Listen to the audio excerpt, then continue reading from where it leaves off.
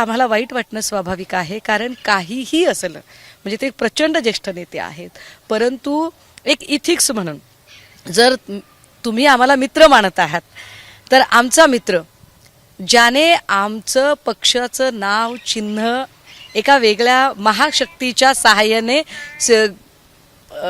ताब्यात घेतलेलं आहे, अशा शत्रूच्या मंचावर जर आमचा मित्र दिसला तर आम्ही व्यथित होणं फार फार फार स्वाभाविक आहे. शरद पवारांच्या राजकारणाचा अनुभव आतापर्यंत अनेकांना आलाय आणि आता तो उद्धव ठाकरेंच्या शिवसेनेला येतोय. मात्र शरद पवारांना यातून काय साध्य करायचंय असा प्रश्न या ठिकाणी उपस्थित होतो. यावर अधिक बोलण्यासाठी माझ्यासोबत ठाकरे गटाच्या शिवसेनेचे नेते सुषमाताई आहेत.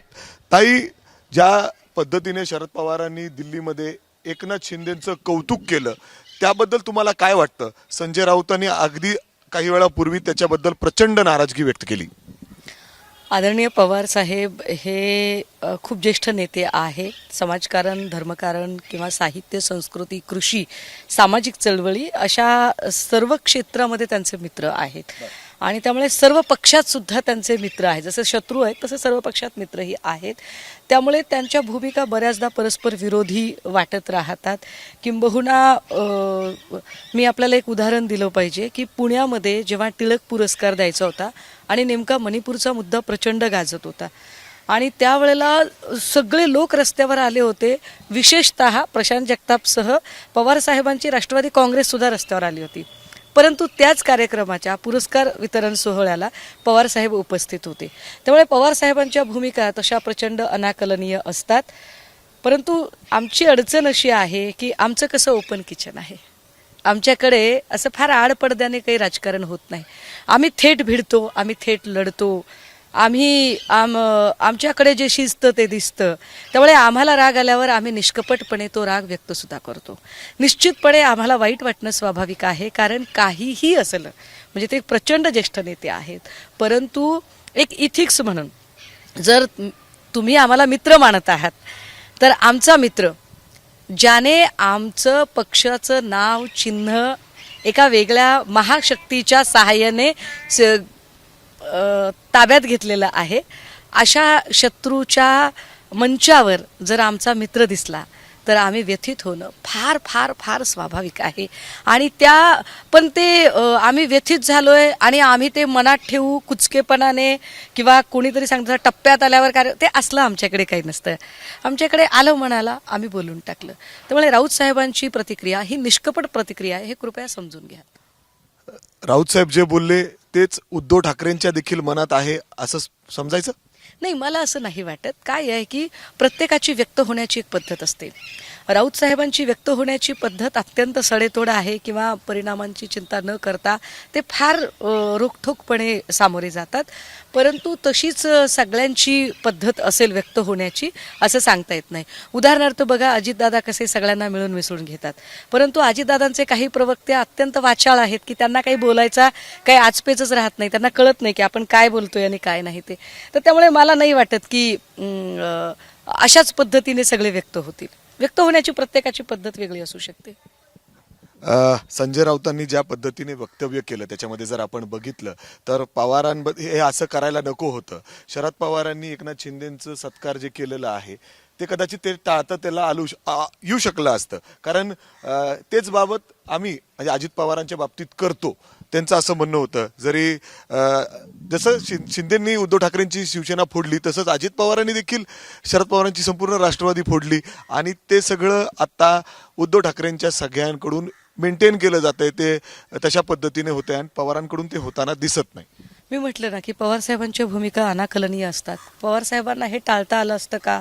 तर कदाचित आलं असतं. होय, म्हणजे एक आठवण अजून एक करून दिली पाहिजे अशीच त्यांच्या भूमिकेची की राज्यपाल भगतसिंग कोश्यारी यांचं एक पुस्तक प्रकाशित झालं आणि पवारसाहेबांनी त्या कार्यक्रमालाही जाणं टाळलं आणि त्या कार्यक्रमावर फार प्रतिक्रिया देणंही टाळलं. ते पुस्तक जेव्हा आलं तेव्हा पवारसाहेब असं म्हणाले की मला आपलं पुस्तक मिळालं, पण कसलं पुस्तक? आपलं एक कॉफी टेबलवर ठेवायचं पुस्तक मिळालं. अत्यंत कमीत कमी शब्दात जास्तीत जास्त पुणेरी पद्धतीने जे म्हणतात ना तसे पवारसाहेब व्यक्त झाले. तसं पवारसाहेबांना इथे व्यक्त होता आलं असतं. दुसरी गोष्ट अशी की पुरस्कार कुणाला दिले जातात, पुरस्कार कसे दिले जातात, याही गोष्टी फार महत्त्वाच्या आहेत. महादजी शिंदे यांचा इतिहास, महादजी शिंदे यांचा पराक्रम आणि त्या पराक्रमाला साजेसं, त्यांच्या इतिहासाला साजेसं जर व्यक्तिमत्व असेल तर त्यांना तो पुरस्कार दिला तर काही हरकत नाही. उदाहरणार्थ लता मंगेशकरांच्या नावाचा पुरस्कार हा मोदींना देणं हे कुणाच्या तरी बुद्धीला पटेल का? लता दिदी गानसम्राज्ञी आहेत, त्यांचा पुरस्कार हा एखाद्या गानसम्राटाला, गायकाला मिळणं हे आपण समजू शकतो. मोदीजींना पुरस्कार देण्याचं काय कारण त्याच्यातला? तर हे असे पुरस्कार दिले जातात. मला त्याच्यावर काही फार त्या पुरस्कार देण्या घेण्यावरही व्यक्त व्हावंसं वाटत नाही. ताई, जर आपण बघितलं तर एकनाथ शिंदेंनी शिवसेना फोडली आणि शरद पवारांनी त्यांचं कौतुक केलं, त्यामुळे तुम्हाला राग येणं हे साहजिक आहे. मात्र आता तरी शिवसेना आणि भाजपमध्ये देखील, म्हणजे शिवसेना शिंदेमध्ये आणि भाजपमध्ये सगळं आलबेल सुरू आहे असं नाही. अर्थात शरद पवार याचाच फायदा घेत या दोघांमध्ये दुरावा वाढवण्याचा प्रयत्न करतायत का? हा सगळा त्यांचा डाव आहे का, असं तुम्हाला वाटतं का? नाही, मला नाही वाटत की त्याच्यासाठी त्यांना ही खेळी करण्याची गरज आहे. तो दुरावा ऑलरेडी निर्माण झालेला आहे. शिंदेंच्या बद्दल ज्या पद्धतीने भाजपाने शिंदेंची नाकेबंदी करण्याचा प्रयत्न सुरू केलेले आहेत, उदाहरणार्थ 1310 बसेस खरेदीच्या निर्णयाला खो देणे असेल किंवा पालकमंत्री पदावरून त्यांची अडवणूक करणं असेल, गडचिरोलीचं पालकमंत्रीपद काढून घेणं असेल किंवा गणेश नाईकांनी पालघरचा पालकमंत्री असतानाही ठाण्यामध्ये जनता दरबार घेण्याची घोषणा करणं असेल, हे जर सगळं बघितलं किंवा आत्ता आपत्ती निवारणमध्ये त्यांना न घेणं आणि पुन्हा त्यांची वाईल्ड कार्ड एंट्री करणं, ह्या सगळ्या जर गोष्टी बघितल्या ना तर ऑलरेडी त्यांच्यामध्ये प्रचंड बेबनाव झाला आहे. हनीमून पिरियड संपलेला आहे आणि व्हॅलेंटाईनच्या मुहूर्तावर घटस्फोटाची तारीख जवळ येईल का अशी परिस्थिती आहे. पण असं असताना सुद्धा मला नाही वाटत की पवार साहेब, शरद पवार याचाच फायदा घेत तेल टाकायचा प्रयत्न करतायत, त्यांच्यामध्ये दुरावा वाढवण्याचा प्रयत्न करतायत. तुम्ही सांगताय त्यांचं सगळे जे डावपेच आहेत ते अनप्रिडिक्टेबल आहेत, पवारांना कळत नाहीत कुणाला. अगदी ते प्रतिभा काकींनाही कळत नाहीत. म्हणजे आदरणीय पवार साहेबांची ते कधी काय करतात, कुठल्या मूव घेतात, ते मला नाही वाटत की ते प्रतिभा काकींनाही कधी कळत असेल किंवा त्यांना ते सांगत असतील म्हणून. परंतु पवार साहेबांच्या आत्ताच्या मूवने निश्चितपणे शिवसेना राग म्हणता येणार नाही. हा हक्क आहे आमचा, आमच्या मित्रपक्षावरचा आमचा अधिकार आहे. आपण परक्या माणसावर रागवत नाही हो. हे बघा, शिंदे गुवाहाटीला गेले का, सुरतला गेले का, अजून कोणत्या देशाला गेले का, त्याच्यावर आम्ही काही बोलत नाही, आम्हाला काही देणं घेणं नाही. परंतु पवार साहेब आमचे आहेत ना, आमच्या हक्काचे आहेत. त्यामुळे आमच्या हक्काच्या माणसाने, आमच्या माणसाने आमच्यापासून परक झालेल्या माणसाच्या सोबत दिसणं. पण उद्धव आज जर आपण बघितलं तर ज्या परखडपणे सांगायचं झालं तर ना, हमारा बड़ा ही वफादार दोस्त हमसे जो बेवफाई कर गया है, अगर उसके साथ दिखा तो दिल तो जलेगा ना. बस ती हवं तर ती दिल जलेची भूमिका असं म्हणा, हरकत नाही. बरं, तुमचं दिल जळायला म्हणजे आम्हाला हे कळतंय. पण शरद पवार हे अनप्रिडिक्टेबल आहे, जसं तुम्ही म्हणताय. गेले 3 वर्ष 4 वर्ष झाले तुम्ही सोबत आहात. शरद पवारांची जी मूव्ह आहेत, जे राजकारण आहे, जे अनेकाला कळलेलं नाही, ते आता तरी उद्धव ठाकरेंच्या शिवसेनेला कळलंय का? शिवसेना ही राजकारणापेक्षा पॉलिटिकली पेक्षा सोशली करेक्ट असण्यावर जास्त भर देते. इलेक्शनच्या काळातही आम्हाला अशा अनेक गोष्टी जेव्हा आमच्या निदर्शनास येत होत्या तेव्हा आम्हाला नक्की वाईट वाटत होतं. उदाहरणार्थ धैर्यशील मोहिते पाटलांच्यासाठी मी स्वतः लोकसभेला जाऊन सभा घेतलेल्या आहेत. मात्र विधानसभेला जर तेच धैर्यशील मोहिते पाटील जर एका विरोधी पक्षाच्या उमेदवाराचं उघड काम करणार असतील किंवा इकडे पाटणचा जो काही आमचा उमेदवार होता त्या पाटणच्या उमेदवाराच्यासाठी आम्हाला असं वाटत होतं की आमच्या मित्रपक्षाने आम्हाला सभा द्यावी, नाही सभा देणं झालं. गेला बाजार त्यांनी ॲटलिस्ट एक 30 सेकंदाचा व्हिडिओ तरी त्यांचा रिलीज व्हायला हवा, तो झाला नाही. तर त्यावेळेला आम्हाला नक्की वाईट वाटत होतं आणि म्हणून आम्ही म्हणतो की त्यांच्या भूमिका खूप अनाकलनीय असतात. पण ताई, हे कधीपासून कळतंय? म्हणजे लोकसभा, विधानसभा हे जे तुम्ही उदाहरणं देताय हे तेव्हापासून होत आहेत. म्हणजे शरद पवार हे नेहमी डावपेच करत असतात. आता पुन्हा एकदा शरद पवारांना ह्याच्या बाबतीत पूर्ण ठाऊक आहे की शिंदेंनी ठाकरेंची शिवसेना फोडली, ज्या पद्धतीने त्यांनी दिल्लीत सत्कार घेणं, हे सगळं हे सातत्याने सुरू आहे. तुम्हाला वाटत नाही का अजून तुम्ही सोशलीच वागताय? आम्ही ज्या क्षेत्रात आहोत ते क्षेत्र परमार्थाचं क्षेत्र नाही आहे. आम्ही ज्या क्षेत्रात आहोत ते क्षेत्र राजकारणाचं क्षेत्र आहे. इथे एक पक्ष दुसऱ्या पक्षाशी राजकारण करत असतो, पक्षातला एक नेता दुसऱ्या नेत्याशी राजकारण करत असतो. प्रत्येकाला आपलं प्रभाव क्षेत्र निर्माण करायचं असतं. या अंगाने पवार साहेबांनी काय मूव घ्याव्यात त्याचं स्वातंत्र्य निश्चितपणे त्यांना आहे आणि ते मी म्हटलं ना की ते खूप ज्येष्ठ नेते आहेत.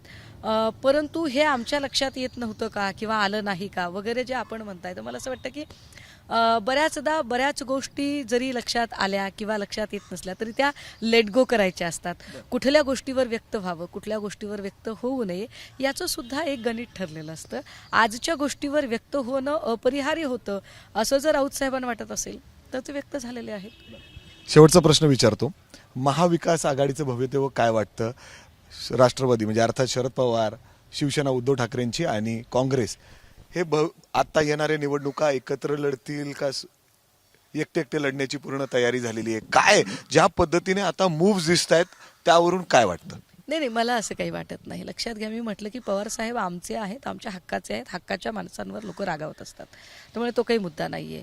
हक्क गेले काही 2-4 निवडणुका दाखवत आहेत, तुम्ही स्वतः उदाहरण देताय त्याच्याबद्दल. अरे हक्काची माणसं एकमेकांशी असे लुटूपुटूचे वाद सुद्धा करत राहतात, पण त्याचा एक फार मोठा दुर्गामी परिणाम होईल असं अजिबात वाटत नाही. कारण आपण बघत असाल काल परवाच उदय सामंतांनी ज्या पद्धतीने भाजपाच्या कार्यपद्धतीवर त्यांनी नाराजी व्यक्त केली किंवा प्रताप सरनाईकांची नाराजी किंवा गोगावलेंनी अजितदादांच्या ऑनलाईन बैठकीला दांडी मारणं, मग यावरून काय लगेचच त्यांच्यामध्ये महायुतीमध्ये बेबनाव होणार आहे का? तर नाही, असं काही होत नसतं. लेट अस सी की आपण बघूया की पुढे काय होईल ते. पण तुर्तास तरी आम्ही व्यथित झालो हे नक्की.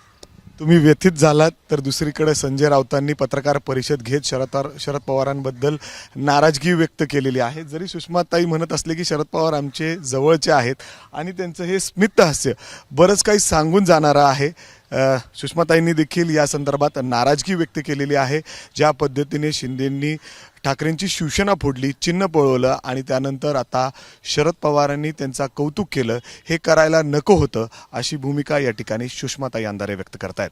कॅमेरामॅन अमोल गवाळेसह मी मिकी घई, एबीपी माझा, पुणे. एबीपी माझा, उघडा डोळे बघा नीट.